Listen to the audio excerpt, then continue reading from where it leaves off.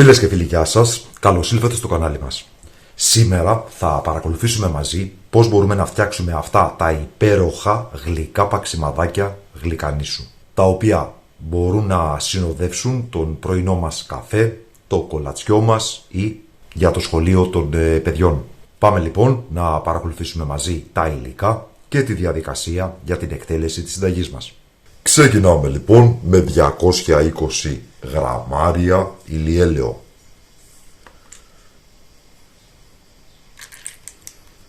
260 γραμμάρια ζάχαρη, 2 βανιλίνες, 2 κουταλιές της σούπας γλυκάνισο, 20 γραμμάρια baking powder. Ανακατεύουμε.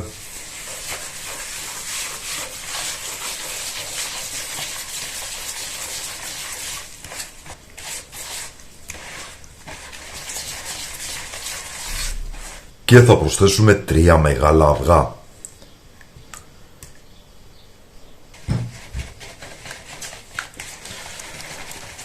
Θα ανακατέψουμε για να ενσωματωθούν και τα αυγά μας.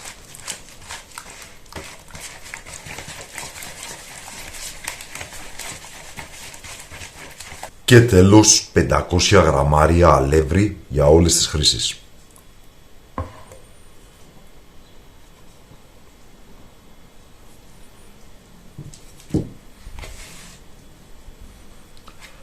Δεν θα προσθέσουμε όλο το αλεύρι μόνο μιας. Θα βάλουμε για αρχή τα 3 τέταρτα περίπου και ανάλογα με τη σύσταση της ζύμης θα δούμε αν πρέπει να προσθέσουμε και όλο το υπόλοιπο. Προσωπικά κάθε φορά που φτιάχνω αυτή τη συνταγή είναι απόλυτα ακριβής, δηλαδή παίρνει ακριβώς 500 γραμμάρια αλεύρι. Απλά να έχετε κατά νου ότι αν τα αυγά σας είναι μεγαλύτερα ή μικρότερα θα χρειαστείτε και περισσότερο ή λιγότερο αντίστοιχα αλεύρι.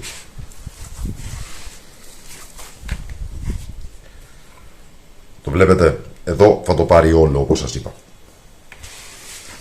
Στο σημείο αυτό θα ήθελα να σας ευχαριστήσω που υποστηρίζετε το κανάλι με την εγγραφή σας, πατώντας το καμπανάκι για να λαμβάνετε τις ειδοποιήσεις, πατώντας like, κοινοποιώντας το σύνδεσμο του βίντεο στα μέσα κοινωνικής δικτύωσης και βέβαια με τα πολύτιμα για εμάς σχόλια που μας γράφετε, με τις εντυπώσεις και τις απορίες σας.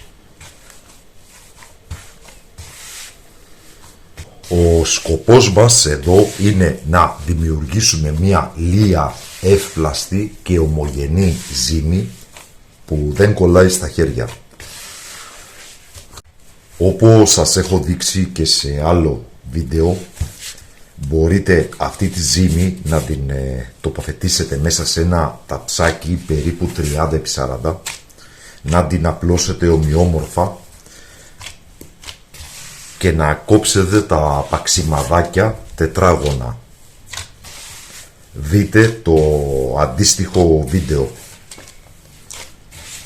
Σήμερα θα ακολουθήσουμε μια διαφορετική τεχνική και θα δώσουμε το κλασικό παραδοσιακό σχήμα που έχουν τα γλυκά παξιμαδάκια γλυκανίσου που αγοράζουμε και από τον φούρνο της γειτονιάς. Βέβαια θα μοιάζουν μόνο στο σχήμα, γιατί πιστέψτε με, στην ποιότητα, στην γεύση και στο άρωμα δεν έχουν καμία απολύτως σχέση με τα παξιμαδάκια οποιοδήποτε φούρνο. Είναι μια συνταγή πάρα πολύ απλή, οικονομική, εύκολη, γρήγορη και με λίγα υλικά και μπορείτε να έχετε ένα πολύ ωραίο σνακ για εσάς, για το γραφείο, για τα παιδιά στο σχολείο, για τον πρωινό σας καφέ. Πραγματικά πιστεύω ότι αξίζει. Λοιπόν, η ζύμη μας είναι έτοιμη, δεν χρειάζεται να τη δουλέψουμε περισσότερο γιατί θα αρχίσει να βγάζει το λάδι. Είμαστε καλά εδώ.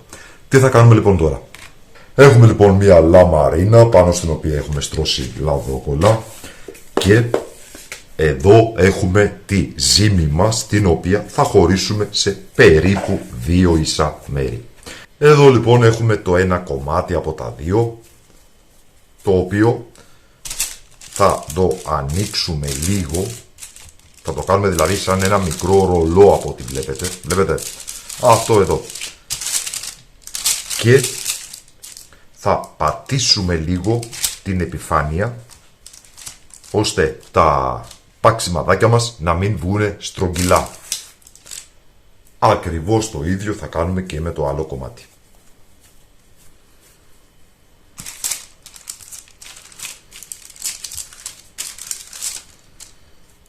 Εδώ λοιπόν έχουμε και τα δύο μπαστούνάκια, τα οποία τα έχουμε κάνει λίγο πεπλατισμένα. Έχουμε δηλαδή λίγο πιέσει την επιφάνεια.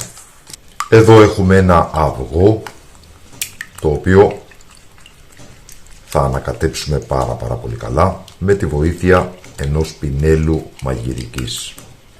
Και με αυτό θα αλείψουμε πολύ καλά την επιφάνεια.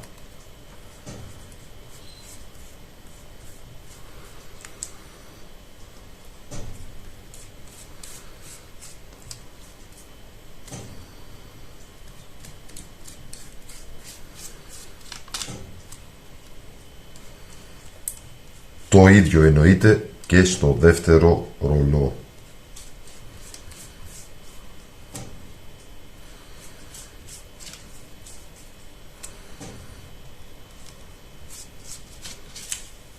Και είμαστε έτοιμοι για το φούρνο.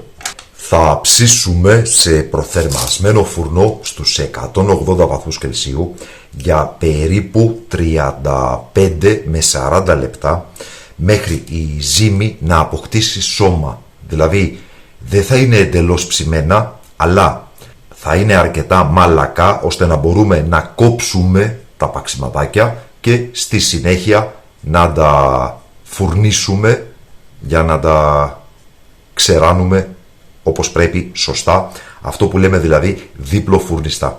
Η άλλη τεχνική που μπορείτε να ακολουθήσετε είναι, αφού φτιάξετε αυτό το ρολό, να κόψετε με ένα πολύ κοφτερό μαχαίρι τα παξιμαδάκια και να απλώσετε τα παξιμαδάκια στη λαμαρίνα και να τα ψήσετε άπαξ. Θα δούμε λοιπόν στην πορεία τη συνέχεια της διαδικασίας. 35 με 40 λεπτά λοιπόν στους 180 προθερμασμένο φούρνο, κλασικό φούρνο, αντιστάσεις πάνω κάτω. Μετά λοιπόν από περίπου 35 με 40 λεπτά είμαστε σε αυτή εδώ την εικόνα.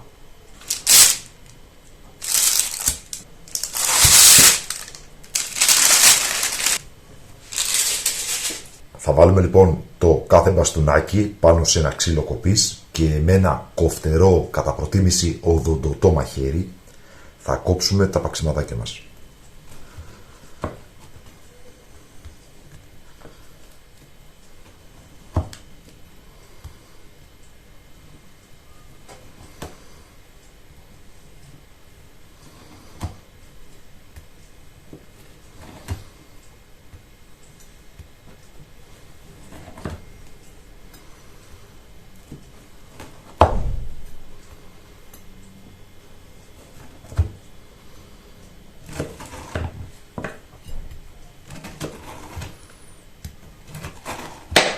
Ακριβώς το ίδιο θα κάνουμε και με το δεύτερο κομμάτι.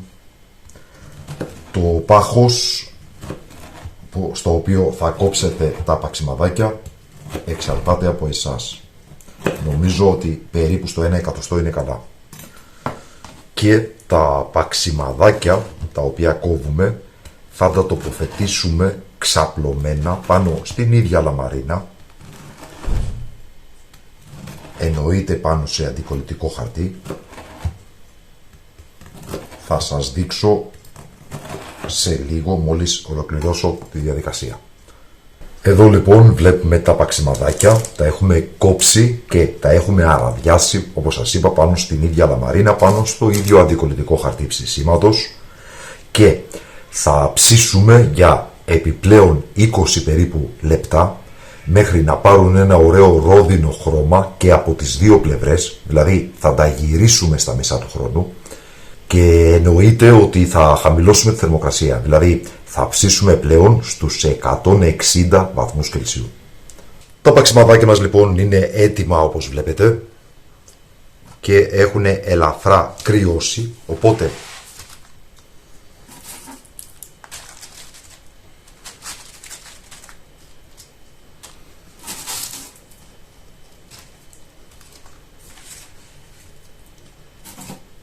θα τα τοποθετήσουμε μέσα σε ένα σκεύος. Εγώ επέλεξα αυτό εδώ το ψάθινο. Να ξέρετε ότι αν τα αποθηκεύσετε σε σακούλες τροφίμων διαρκούν για πάρα πολύ μεγάλο χρονικό διάστημα. Να σας πω επίσης ότι είναι εξαιρετικά στη γεύση και στο άρωμα και επιπλέον επειδή λέμε παξιμαδάκια είναι όντως πάρα πολύ τραγανά, αλλά δεν είναι αυτό το είδος του τραγανού που θα σπάσεις δόντι. Είναι το είδος του τραγανού που μόλις αποπειραθείς να το μασίσεις τρίβεται στο στόμα. Αυτά λοιπόν είναι τα παξιμαδάκια μας.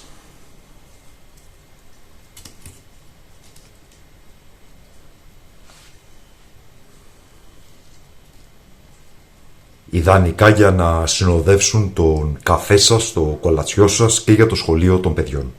Αυτή ήταν η σημερινή μας συνταγή, ελπίζουμε να σας άρεσε. Σας ευχαριστούμε που μας παρακολουθήσατε, καλή συνέχεια, να είστε όλοι καλά.